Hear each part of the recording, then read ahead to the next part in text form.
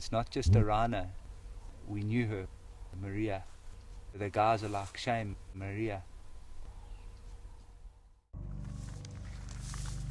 On the 26th of April last month, that a call sign actually heard automatic fire, gunfire, in this direction of where we're standing right now.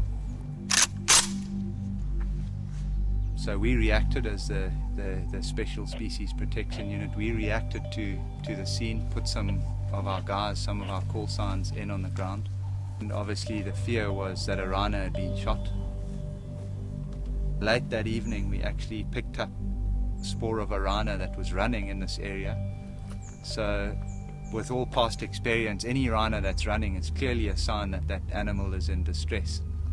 And within about half an hour, isn't it? Half an hour, they were able to detect, to pick up human spoor. They found human spoor tracking that rhino. The guys came up to this position where they found baby rhino lying. It was actually squealing. Before they got to it, they heard it screaming, crying out. They came in and found it there, just lying down, shivering in fear. And then they continued to track, found where the mother's spoor, clearly the spoor was in great distress.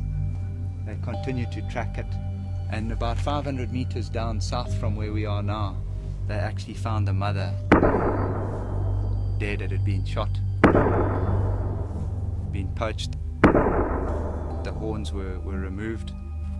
She was able to smell these guys approaching. She ran from them, and then she decided to settle here. And obviously protect the little guy. They took their shoes off. The gunner stalked up to this position. He came up to this tree here, and you can actually see where his bare footprint is here on the ground. He actually got into a crouch position like this and aimed straight up there towards where the rhino was sleeping.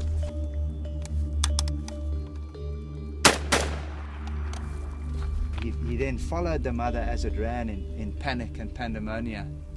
He ran across like this, shooting the mother as it ran that direction. It ran to about 20 meters, and he just followed it and kept shooting it.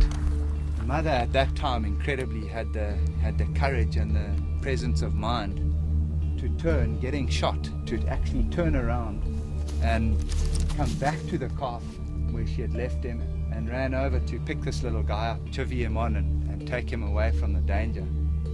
He being too small, he just remained there, couldn't follow. She continued and ran for about 500 meters, and these guys then immediately got onto her spoor and ran with her. And then finally, with a heart-lung shot, she finally went down on about the 500-meter mark. He went down, he came here, and from this position, he shot her 17 times. And while he was busy shooting her, all expended AK-47 cartridges fell in that area. And they actually dehorned the animal. They actually hacked the horn off this animal while she was still alive. The animal then got up, it incredibly got up, and moved another 25 meters, having been dehorned, just blood everywhere, and a broken front right leg. And then finally, she succumbed to the wounds and died.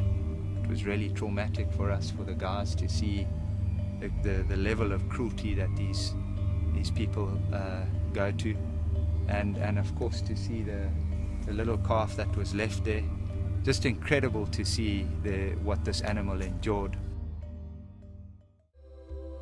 When we actually tried to approach the little guy, he was less than probably about a week old. On trying to approach him, he got up and he revved us, screaming, kind of trying to, in a sort of aggression, to try and fend us off. But obviously it was too small, it was tiny. And then my dad put his hand out and reached out and just sort of tried to touch the little guy, and immediately he started suckling on my dad's hand, and obviously had to trust somebody. started suckling and then rubbing and just attached himself to us immediately, out of fear and having lost his mom the day before. And he just followed us, obviously just out of desperation, and having lost his mom, he wanted to attach himself to, he needed to attach to someone. Followed us, and we just gently and slowly walked the little guy out. Yeah, really one of the worst that we've ever seen, or actually the worst I've ever witnessed. It was really traumatic, really terrible to see, and it just really goes to show that we really need the support on the ground. We're really low on manpower to be able to properly defend these animals, and it's definitely winnable. We can win the war. We've been breeding up. We have a positive growth rate, but we're just fighting the odds with the lack of manpower and the lack of resources. And yeah, it feels terribly frustrating. We kind of feel very alone out here, and yeah, we really need the help, and we can win this together. Yeah.